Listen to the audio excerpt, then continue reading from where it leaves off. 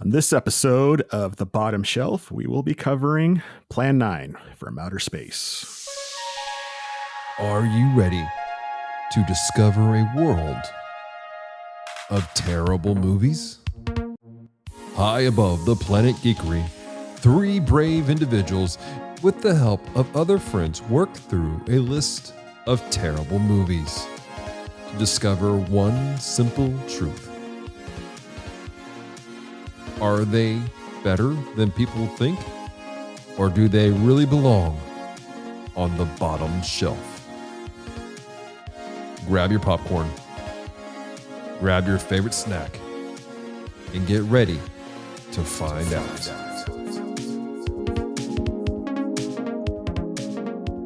Welcome to The Bottom Shelf, where we discover if terrible movies really are terrible. The Bottom Shelf is a production of Geek Devotions, a show from devoted geeks who are devoted to letting you know that you're loved.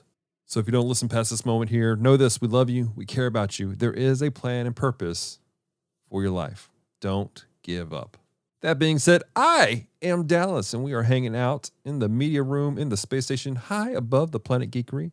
I'm hanging out with some amazing individuals. Like, is that you, John? John? That is me, but you said amazing, so you must be referring to Kevin. Oh, hello, Kevin. I would say you was referring to John because I'm not that amazing, but go ahead. I don't know. That accent's quite amazing to me, so... It is quite amazing to me, too. Thank you. You could say that he's the Scotty of our group. Oh, my gosh. That's so funny. All right. So welcome to The Bottom Shelf. Like I said, this is a show where we discover terrible movies that are really... And we try to figure out they really are terrible. There are some movies out there. I have seen some movies out there that people have told me, oh, they're just trash. And I'm like, I'm sorry. I liked it, apparently. Right. What's the worst one that you ever found? The worst one, or like the one that everyone says is terrible, but you're like, no, I like this. Oh, there's been a few. For instance, the Predator, the most recent Predator movie that everybody dumped on, calling it derivative. That one. What's that? I like that one.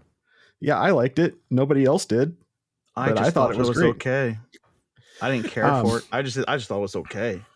Right. The Nun, I really enjoyed that. That was called garbage by Rotten Tomatoes. So I get that. How about you, Kevin? What's a movie that everyone hated that you were like, I liked it? Oh, and I liked Krull. Oh, yes. What? We have to talk about that later. Crow? Krull. Krull. Krull. Oh, yeah. I like that like one. That's one of my Princess Bride, favorites. but not. Yeah, I got that one behind me somewhere.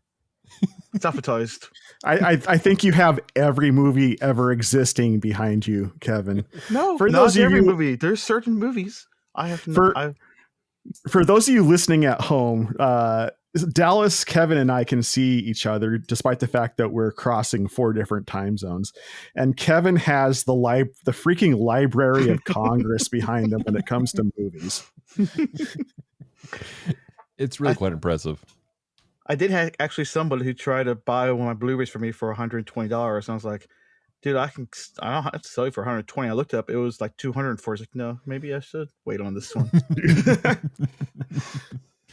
Yeah, Kevin's over here with freaking Hollywood Video. Yeah, he's I miss flexing Hollywood on us. Video. I miss Hollywood Video. I miss Hastings. Oh yeah, I love Hastings.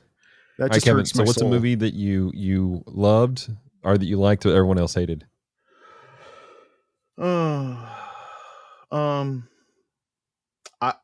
I know it. And I think I talked about this with you before. It was Return of the Killer Tomatoes.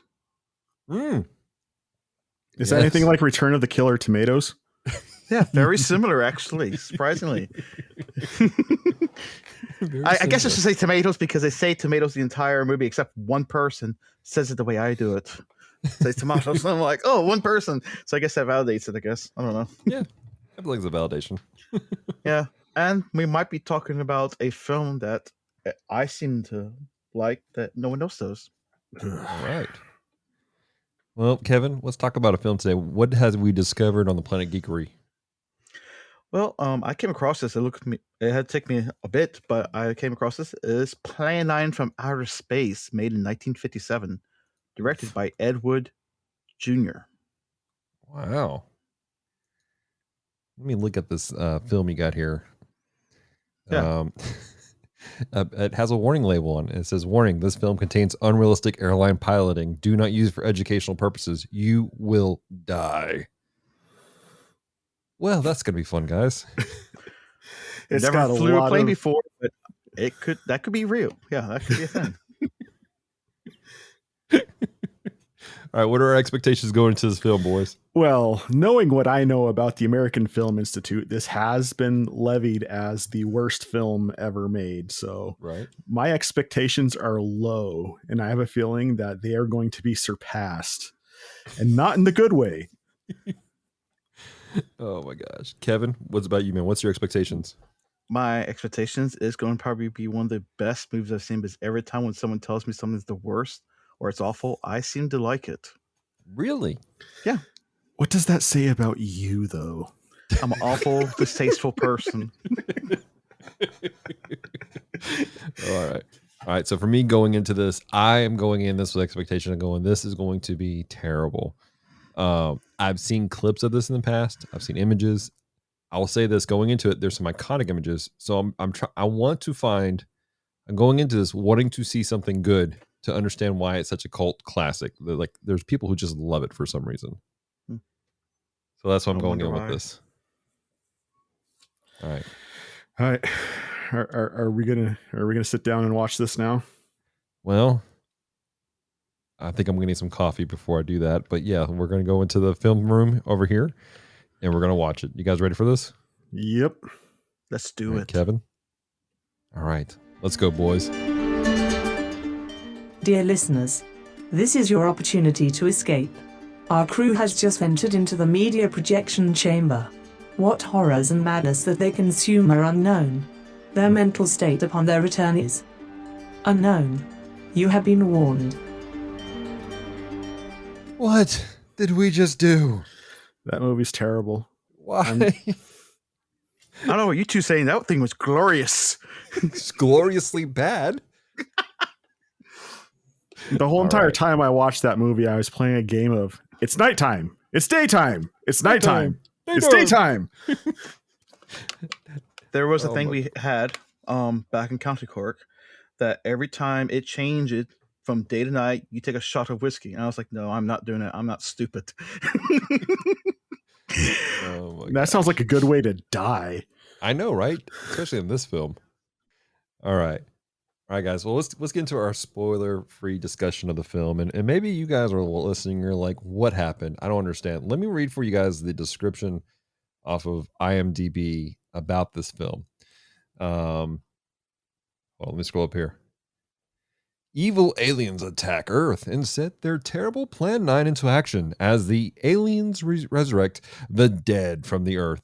The lives of the living are in danger. I mean, it sounds good. That poster looks fantastic. I'm being honest. Look at the poster. Here's That's the a pretty deal. good looking. If I've learned anything from watching Mythbusters, it's that you can polish a turd and make it look really decent.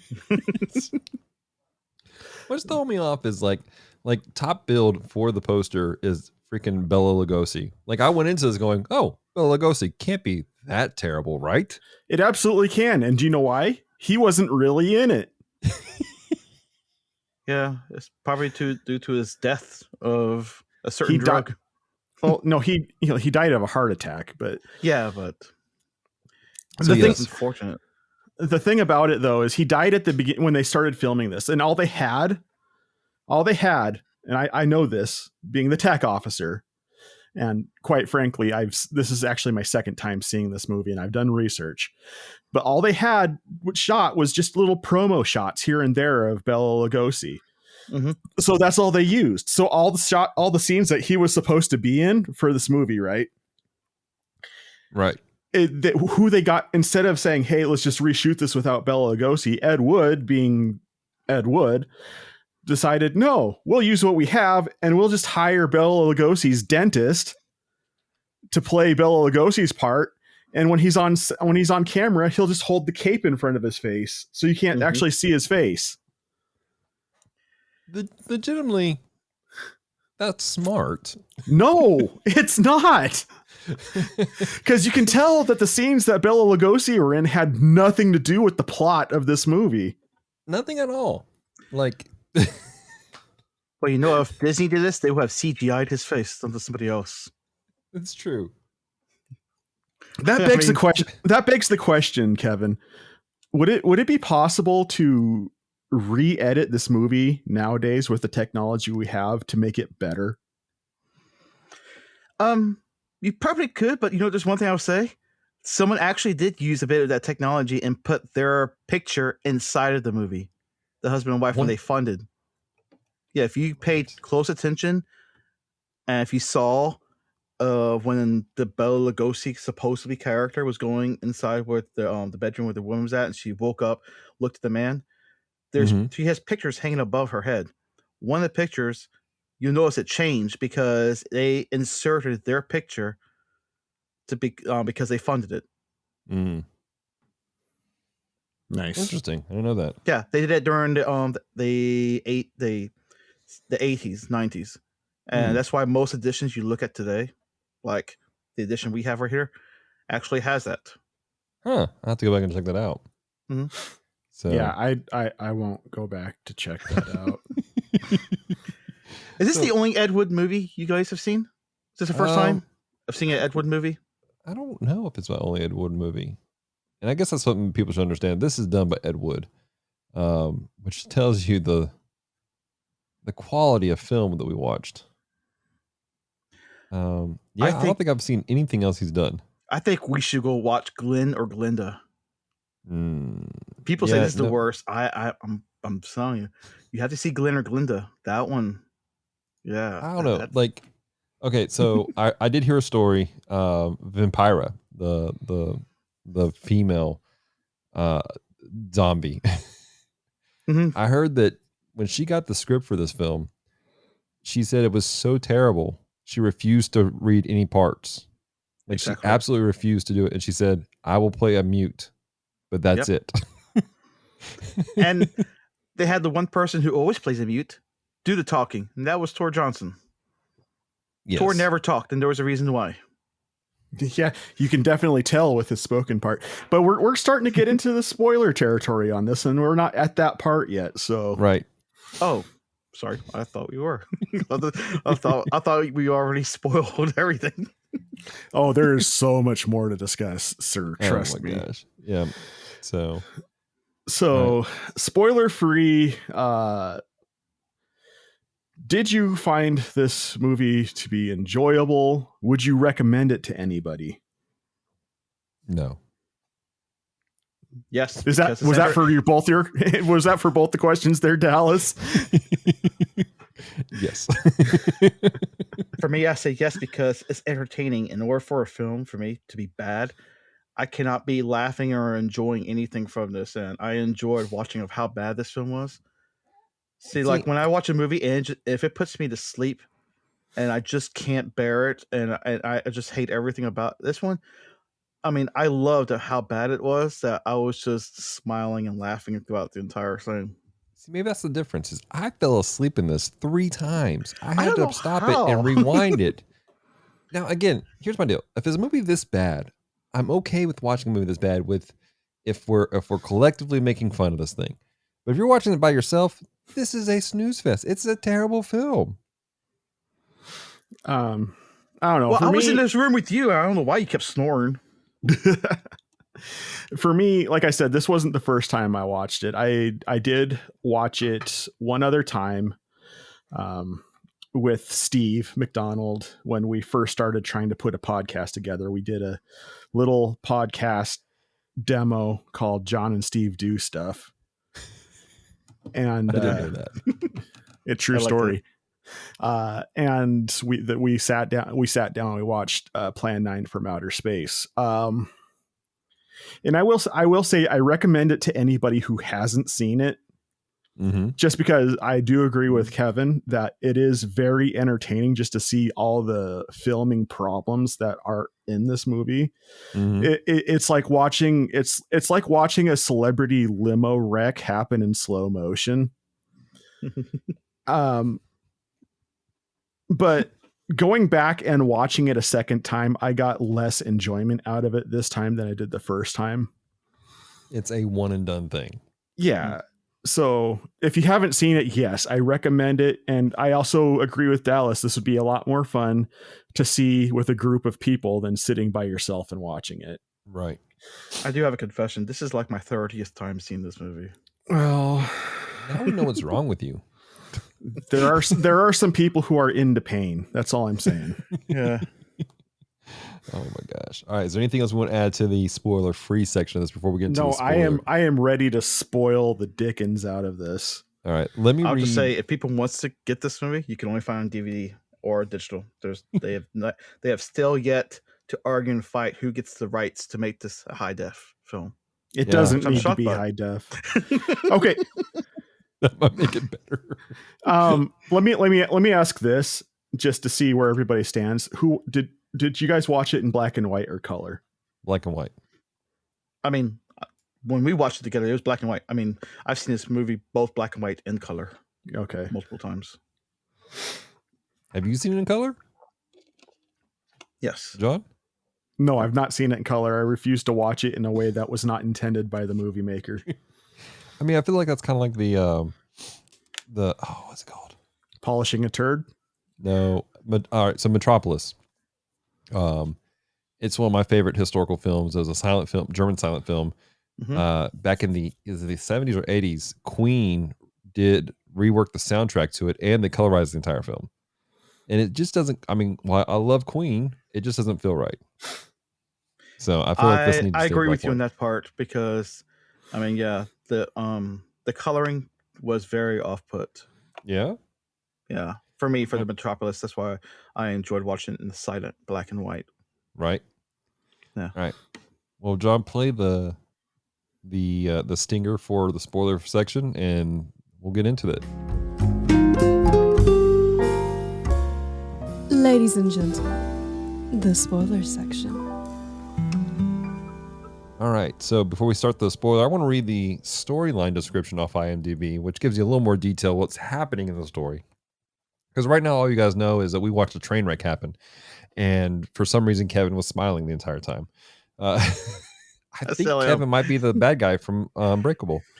Anyways, who hurt you, Kevin? My parents. Oh, dang. All right, I'm going to call my sister for some counseling sessions later for you. All right, the storyline. In California, an old man, played by Bela Lugosi, grieves the loss of his wife, Vampira.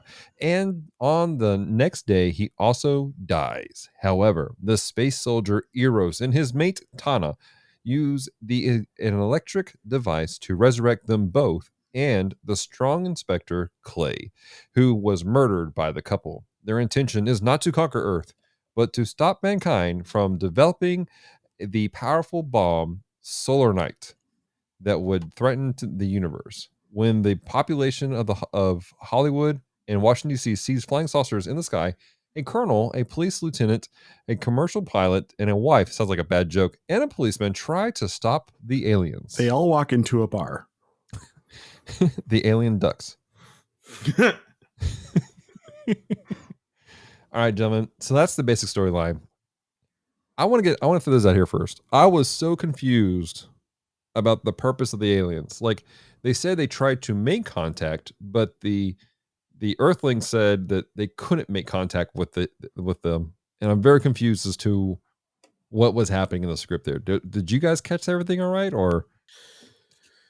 To my understanding, when I was watching the movie, the Earth government, when they were talking to the general of the stock footage war scene, so bad.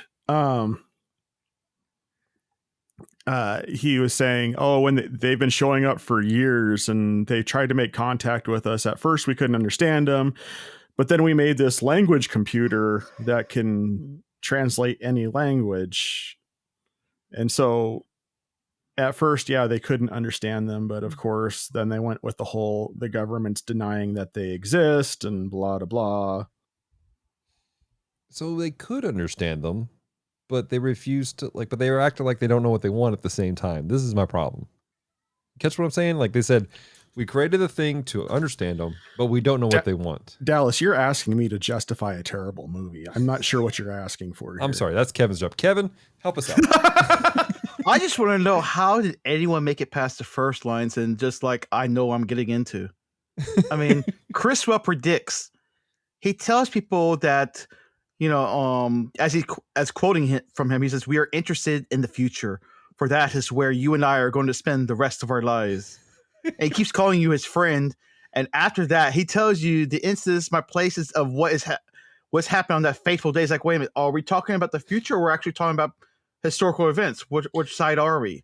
Right. These are sworn testimonies. Yes, sworn testimonies. It happens in the very first opening, telling you this is the future, but it's already happened. I'm like, wait, it's just, is this the basis? Is this the basis of the first Moody Blues album, Days of Future Past? oh man, I haven't listened to that album for a long time. Does this whole movie take place on a Tuesday afternoon? I need to know. You don't know. This reminds me of my movie called Your. He's in the future searching for his past for his future kind. I'm like, what? That's an excellent tagline. He must have borrowed from Ed Wood. But yeah. Oh my God, I totally want to try to sync up the first Moody Blues album to this movie now to see if it works. Sort of like Dark Side of the Moon with Wizard of Oz. Oh my god. Yeah, we could do that. We could do that. Oh my gosh.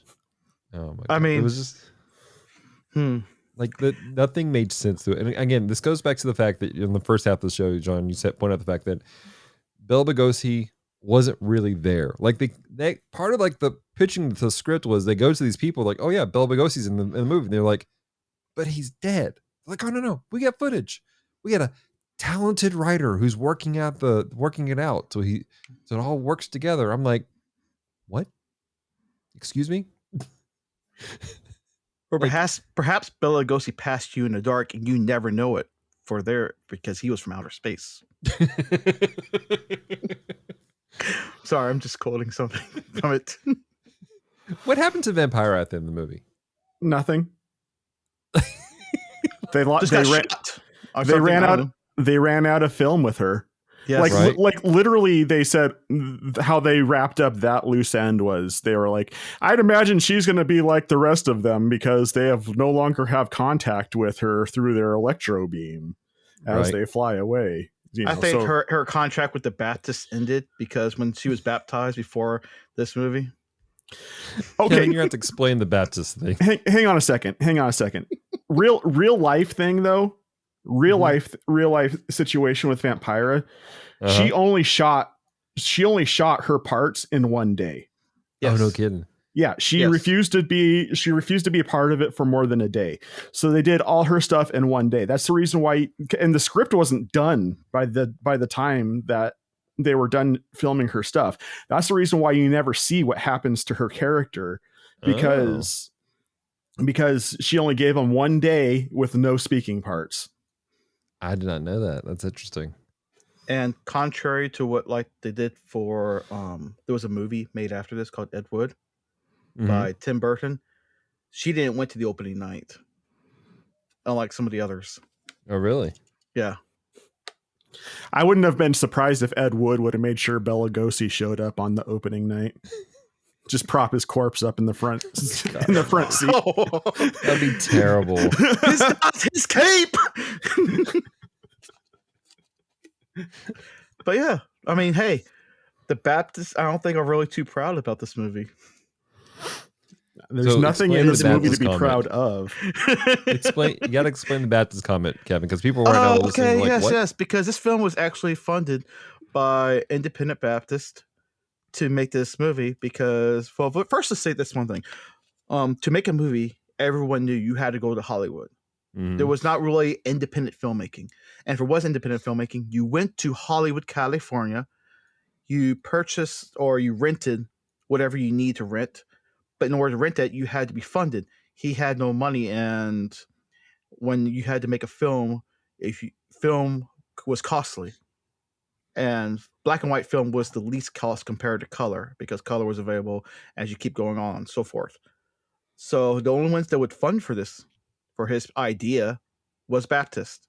Of course, their idea was that, hey, we'll fund for this person's film, but in the process, we're going to see if we can get these people saved, and we'll get a better film out of them, because if they're saved, they'll start bringing people to Jesus through their film. I don't know how you bring people to Jesus with this film or the crew, but they all got baptized. After they got baptized, they got funded for the film, and yeah. Okay. And they were very happy with what they were seeing.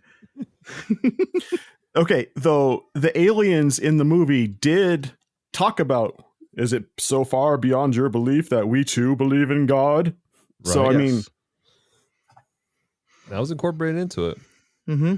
So I will say also the when you look at the scene where they do the eulogy for the old man, Bela Lugosi's character, the pastor who's doing the eulogy and the people there, that's the pastor of that church that supported it. Yes. And those are the congregate members. Mm-hmm. And you could tell this man had never been on film before, because you have this weird 45-degree angle because you're trying to get everybody in the shot. And whereas he should be looking down at the grave, he keeps looking into the camera to speak his lines, awkwardly craning his head to look into the camera. I'm like, stop. As a person who does film and records people regularly, I'm sitting going, stop looking at the camera. This is not how it works. That's how it worked for that time. So he was not used to making a movie. He was used to being in crowds, and he's saying well, usually you look at the direction where the camera's at and the mic.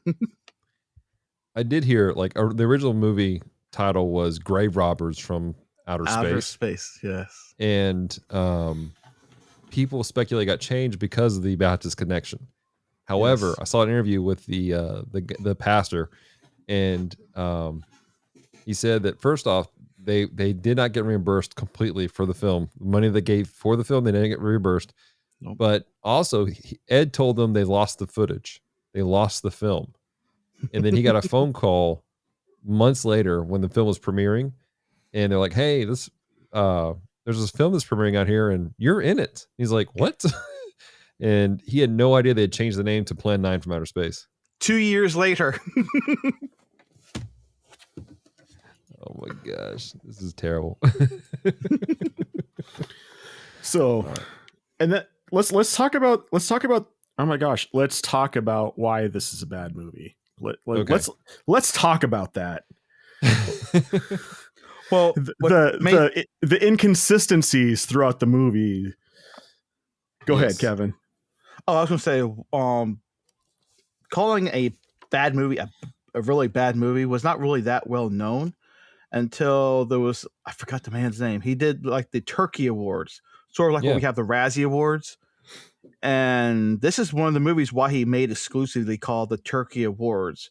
And people were like, what's that? It's like, oh man, you got the Academy Awards, you got the Oscars. Let's do the opposite, because this guy has just hit the nail on the head. We've got it right here. We've actually got the worst movie, because this man was just shocked. I really want to say he was a critic, and they made this award thing, and there's a book that came out that year later too, the Book of Turkey Awards. This was the first one to make it. That's why it was called the worst film ever made. No, that's the historical aspect. I'm sorry. Right? No, that's fine. But even the American Film Institute says yes. It still is. It's reigning champion. Well, what's going off the why it's terrible? Let's look at the warning. Remind ourselves of the warning label that came with this film about how this does not show you how to pilot a plane correctly. Oh gosh. That's hilarious. That's my gosh. First off, you see these two guys sitting in the cockpit of the plane flying. Those were air quotes for those of you who are listening. That's a basement.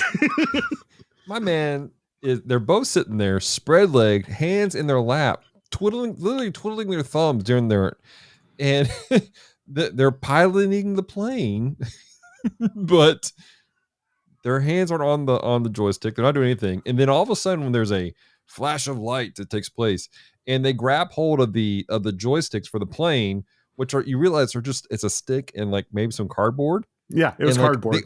They almost broke it. They almost broke it.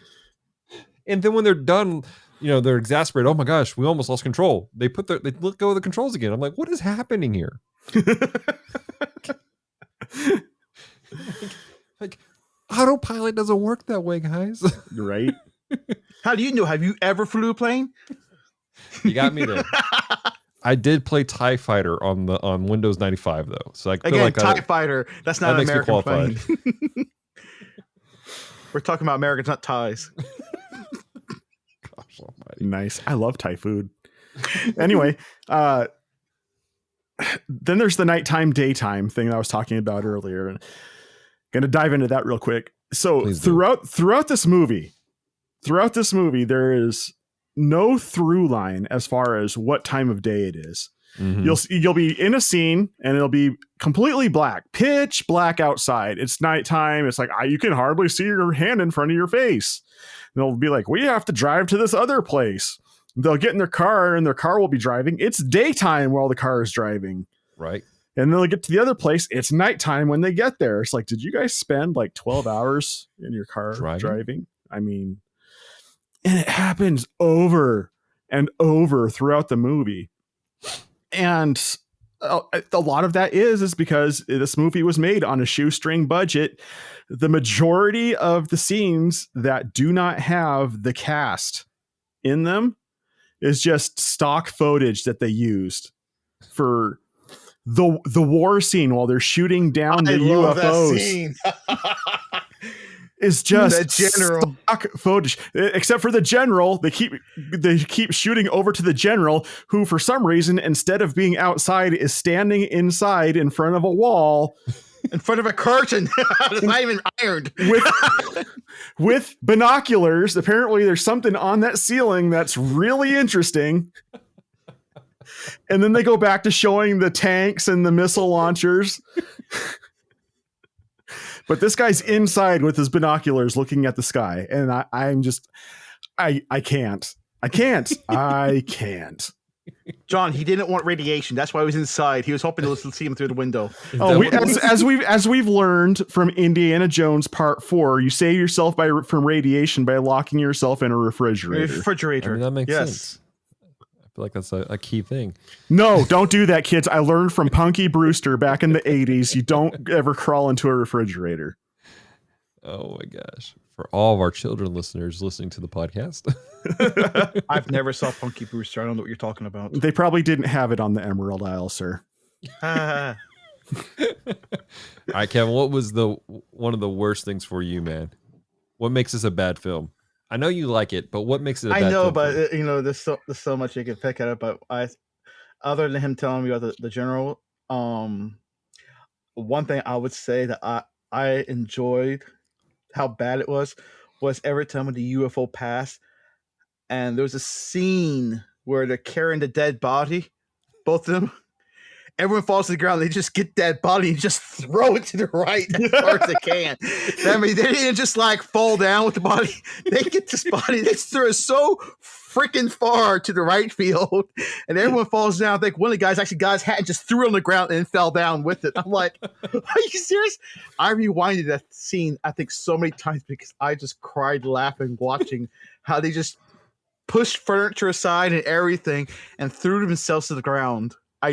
Man, that was just great. It's like, this is how everything happens. And they couldn't retake it, but because film was so precious to them and they had so much, he's like, no, shot, done, good. Oh, let's talk about gun safety for a second. Gun safety is very serious. Make sure that you always have your lock feature on and don't have a chamber, bolt in the chamber while you're pointing it at your head. This episode is not sponsored by the NRA, but John, continue. Okay, so the guy who takes over as the lead chief inspector, when the lead chief inspector dies at the beginning of this movie, watch his gun. Anytime he holds a gun, he's constantly swinging it around, pointing it at people, pushing his hat up with it, scratching his chest. It's just, you don't do this with a handgun. And I read somewhere that he was doing this just, to see. He did it deliberately. Yes. Just to see Ed would stop, and he wouldn't. He didn't notice. So it's just, I'm watching this, and okay. So true story about me, like it or hate it, I'm a hunter. I have taken firearm safety courses. I own guns. Right. And I'm watching this, and a part of me is just dying inside that this law enforcement professional, air quotes for those of you at home, is being this reckless with this firearm. I'm like, no! I just wanted to slap him and be like, you do not do this. I'm taking this away until you learn how to handle it better. I felt the same way. I did, because every time I see that, I think that's the one thing that actually makes me cringe. I mean, even though this whole movie's cringy, but that's the one part that makes me cringe, is watching how he just carelessly points the gun at his face, scratches himself, points at someone else, points the gun at someone's head, showing them, hey, go this way. I'm like, why does he keep doing that? I don't know how. It's like, oh, it was so terrible. That's the what I mean. Out of everything, that was the one thing that actually I would agree so much on you on. It's like that it just cringes me. I'm like, why? Because I own guns too. And it's like, no, that's everything opposite from what you should be doing. Right. Oh my gosh. Even though the gun's a prop and everything else, but still, I'm just like, no, stop it. So I want to add that to the list of things that was just terrible. Just the props across the board were terrible. Oh, cardboard. The wobbly gravestones to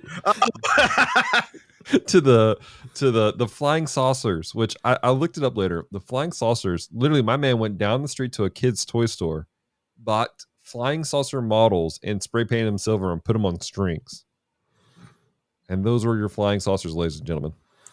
That's inventive. It's something. Inventively cheap. I bet those toy saucers are worth some money today now. I don't know. Oh my gosh. All right. Was there anything good about this film? The music. Was it though? It's the most basic 50s horror monster movie music you'll listen to. It's like I said. Have you ever seen a Sam Katzman film? No. The Giant Claw, No. Teenagers from Outer Space, I might Monster on a Campus. So I might have seen some of these on Mystery Science Theater 3000. But Okay, this has that same type of music, and it makes you think of all those wonderful, cheesy, bad 50s sci-fi monster films, and that's what the music. I will say, it's kind of parroting what I said during the spoiler-free review, is something that's enjoyable about this movie is watching everything that we just said was terrible about this movie for the first time. Just seeing how bad it gets. And it's not this, I'm reluctant to call this a bad movie in that nobody should watch it because it's completely irredeemable. It's a bad movie in a sense that the person at the helm didn't care so very much about the output, about what he was making. He cared about getting something out there to make the money. Right. And that's something that I felt was evident in that you see in that. But for first time watches, yeah, this is super entertaining, especially like I said, if you have a group of people to watch it with. Yeah. I mean, for me, like I said, I can't call this a bad, horrible film because it's entertaining, it's funny, even though it's unintentionally funny. And there's so many things in this movie I enjoy that I think this director, Ed Wood Jr., had passion when he was making this film. And you could tell that he tried with whatever budget he had. And he tried to do everything he can. It looked like he tried whatever he could with whatever budget he has, because there's people who has high budgets and makes horror films. One of them, like I just remember what you saw me earlier, Max Payne. I hated that film from beginning to end. I never saw it. And they had the budget, they had the actor, they had everything based on a video game that I enjoyed. and they made it the worst thing you could ever think of. And I don't know, when you see a group of people who try to make a film together, and I just enjoyed it for what it was. Is it bad? Yeah, but it's a good bad way for me. I'm gonna say, I'm gonna agree with John. I think it's good, and the goodness of it is it has become a cult classic where you can get people together and have them make fun of it, talk about it, riff track it, MS3T, Mystery Science Theater 3000, it, however you want to say it. So like, side story a little bit. Years ago, Celeste and I, for an anniversary date, went to go see The Princess Bride in theaters. And it was probably one of my favorite movie experiences ever because everybody in the room got it. Everyone knew the jokes. Everybody knew where things took place, and we interacted with it. When you have a group of people to watch this film, you can have that happen where everybody makes fun of it and they laugh about it and, do stupid stuff. I think for me, that's the only redemption quality of the film for it to be good is the fact that it can be a community event as long as everybody knows what's happening. Going into this movie, you have to know it's a terrible, terrible film. Period. So that kind of begs the question, though. Let's suppose that Kevin's right and Ed Wood did have a passion about this movie. I have my doubts, but I'll side with him for a moment. If Ed Wood was alive today, do you think that he would take? Do you think he would receive it well that despite the fact that he intended this movie as one thing, it has become a cult classic for being what it is now? Or do you think that he would be upset about that perception of it?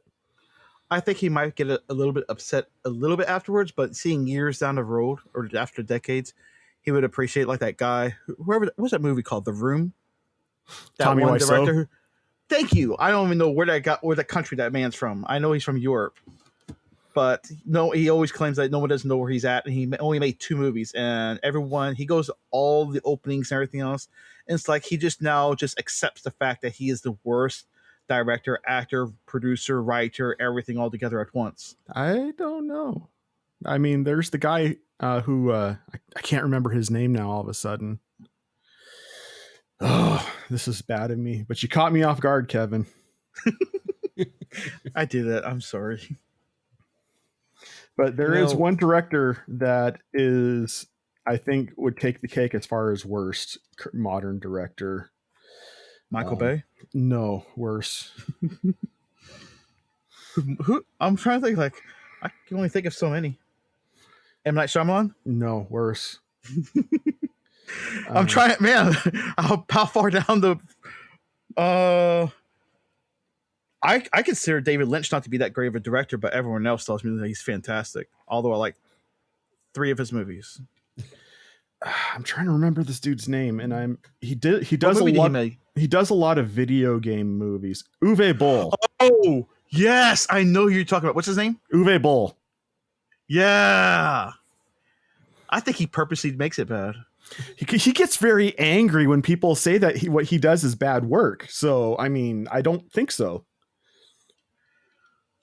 I don't know. I think he's being the biggest movie troll. I think he intentionally makes the movie bad and then throws it himself out there like that. I don't know. He's a weirdo. We might have I'm a weirdo, but he makes it weird for me. We might have to do a series of episodes just on Uwe Boll.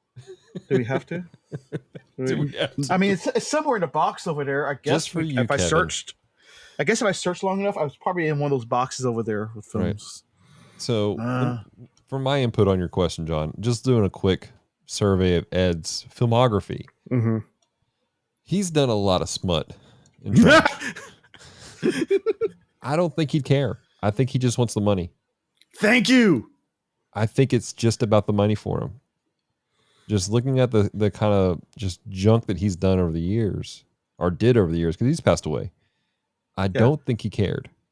Listen to the interview with his wife, or his ex-wife. Yeah. Doris Fuller. What did she say? she talks about how much passion he had, and it was so strange because one day he's walking out of the bedroom, he's wearing his wife's clothes. He's like, what are you doing? Right. They're comfortable. They make me feel complete. They make me feel 100%. They make me feel more me. Okay. And he would go shopping wearing his wife's clothing and do filming in his wife's clothing, which questioned a lot of people. Well, I know that the little documentary I saw about the film, they said that Glenda was more of a him putting that out there, that he enjoyed that lifestyle himself. But again, looking at everything he's done, it really just boils down to he was about the money. Yeah, probably he was perverted and he won money. Just looking at his filmography, just being real with you. So, all right. Well, on that note, let's go ahead and decide where on the shelf we're sticking this. Being as this is the first episode, just to describe this for our listeners, we have a ranking system here. Instead of doing numbers, what we have top shelf, which is the highest rating. Like, this is great stuff. The stigma of being a terrible movie is undeserved. We have middle shelf, where we find it mildly enjoyable. Could understand how some people would not dig it, but we dig it. Bottom shelf, which is, yes, this is a bad movie, but it's worth pulling out and watching every so often, or showing somebody else so they can see how bad it is. And then there's dumpster fire, which is this movie belongs in a dumpster fire. Nobody should watch it ever. Throw in the incinerator. Right, So let's start with our captain, Dallas. Where do you think we should file this in our collection? I am, because of historical relevance and because of with the assumption that you should watch this with other people, I would put it on the bottom shelf. It's a terrible film, but if you get a crew together, you guys want to laugh about it, okay. Kevin?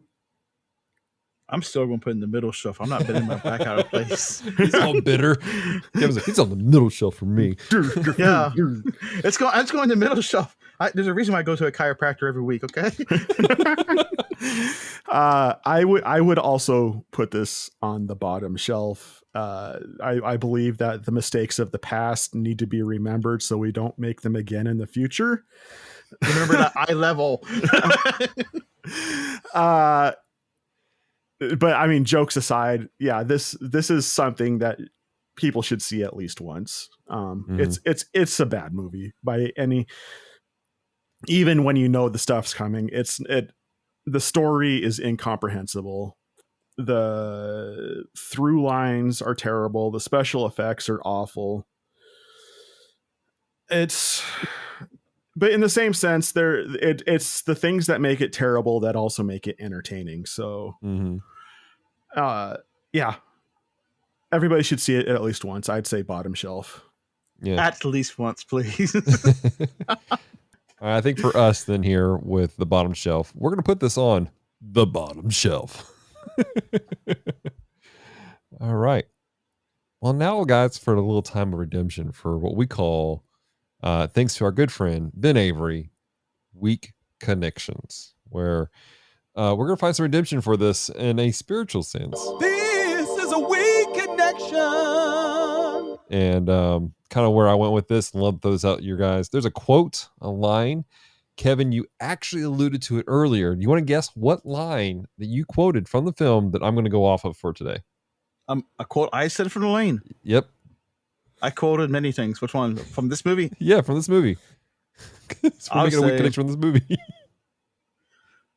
I was talking about the future and the incidents. I said the beginning of Criswell predicts. I was saying how my cat is dead, murdered, and somebody's responsible for it. No. So it's actually a Criswell quote. It was, perhaps on your way home, someone will pass you in the dark, and you will never know it, for they will be from outer space. I'm going off of this, guys. Because there is something like the whole film, like you weren't supposed to realize that, like if you watch the film, we didn't even talk about the aliens. I just realized in the review, we never even talked about the aliens and all that stuff. But I saw a flying saucer. but you're looking at it, you're like they came off as human. They looked like us. They sounded like us. They felt like us. But there was something otherworldly about them.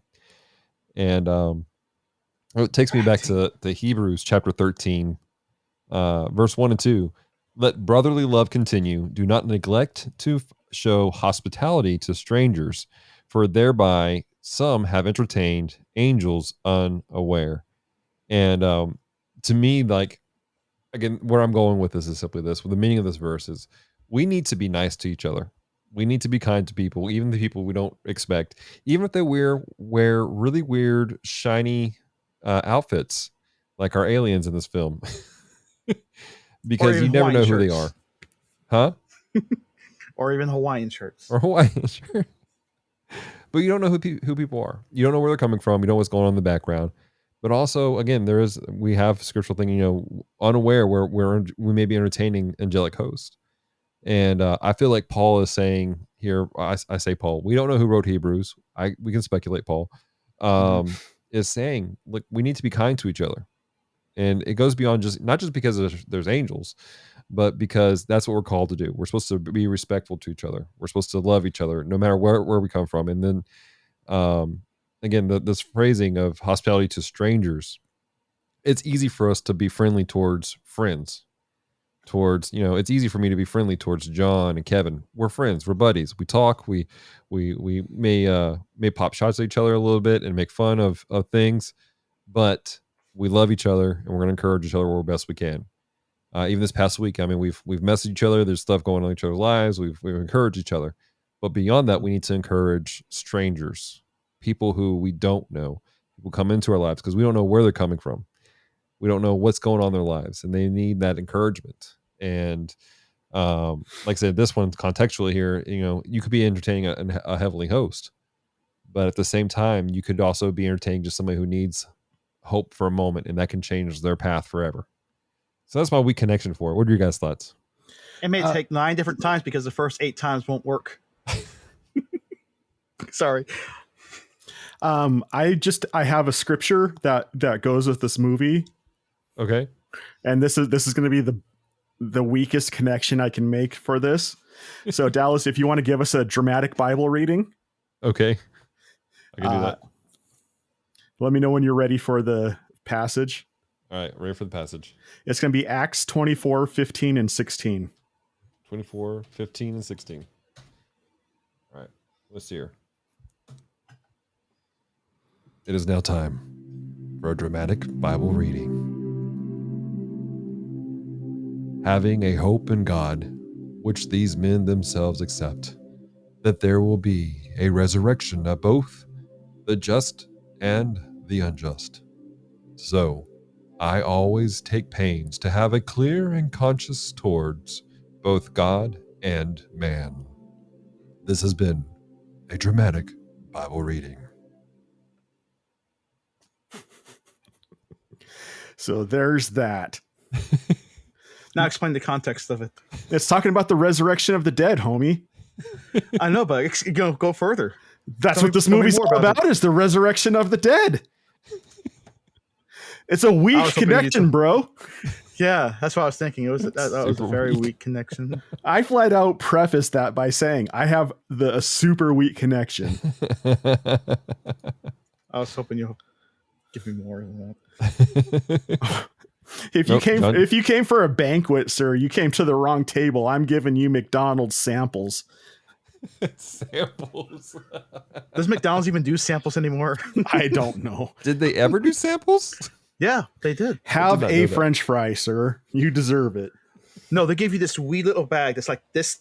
It's like so tiny, and it has like 8 fries inside of it, and you can ask for it. They used to do this years ago. What is like a McDonald's drug pusher? Like, and hey, kid, it was like, you want a fry? It's like it's what they did for homeless people. If a homeless person actually asked for a sample of ice cream or something, they have these little special ones that was special that you had to know, and only people in the community because they had the McDonald's house and everything else, and they actually serve homeless people. And a lot of communities didn't know this, but you had to know somebody and ask them, and they'll do this.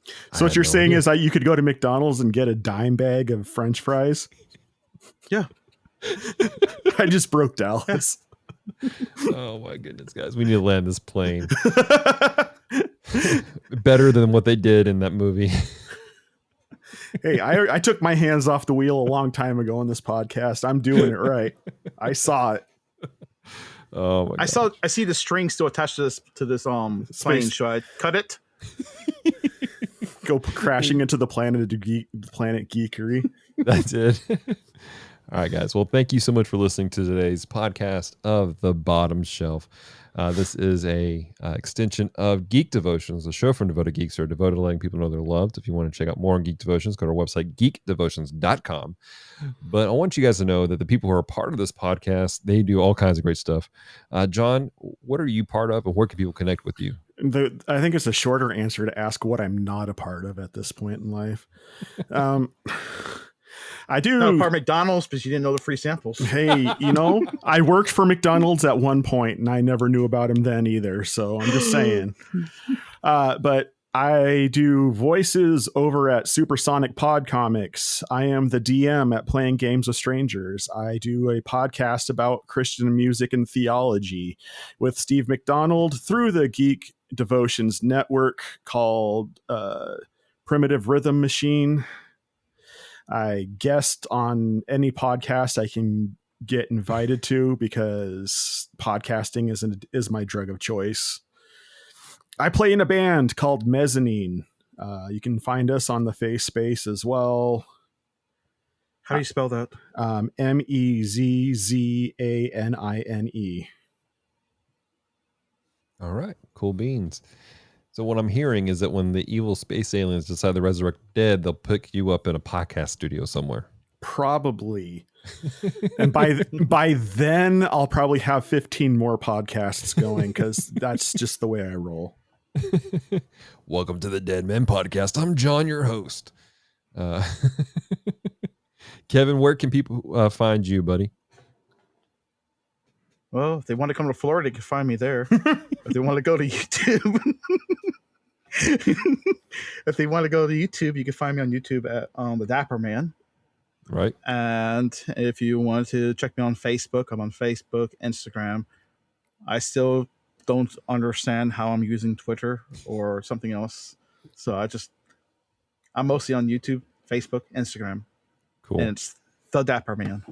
The Dapper Man. Good deal. We'll have links in the description for you guys down below. Again, we want to encourage you guys to go check out these guys. Visit our website, geekdevotions.com. We find this podcast and much more. Com Talk, Primitive Rhythm Machine, Views and Reviews, and then a whole slew of articles and reviews that we do. Kevin actually does some reviews for us, and hopefully we'll have some more from him pretty soon. So, yeah. Also, real quick before we sign off here, Dallas, I do want to throw a quick shout out and massive thank you to Dave Clements. Yes. For helping us with hosting for this podcast.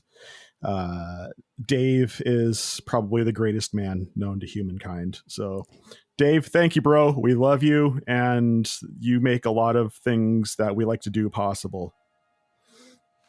Dave, I would sing how you're my hero, but the fact I'm not singing tells you how much I love you, which is a lot. Oh, and Dave also made the thumbnail for the podcast as well. Yeah, so. He made our art. I haven't met you or seen you, but I thank you, Dave. We'll have to fix that one day. All right, guys. Well, from all of us here at the Bottom Shelf, we have rated Plan 9 from Outer Space as a Bottom Shelf film. So if you guys disagree with us, let us know. Reach out to us through Geek Devotions podcast, our social media. We're on Facebook, Instagram, and Twitter. Just look for Geek Devotions. We might have some more social media for the Bottom Shelf coming out here in a little bit. We'll let you know. But until next time, stay devoted. Peace and love. Agree with Kevin.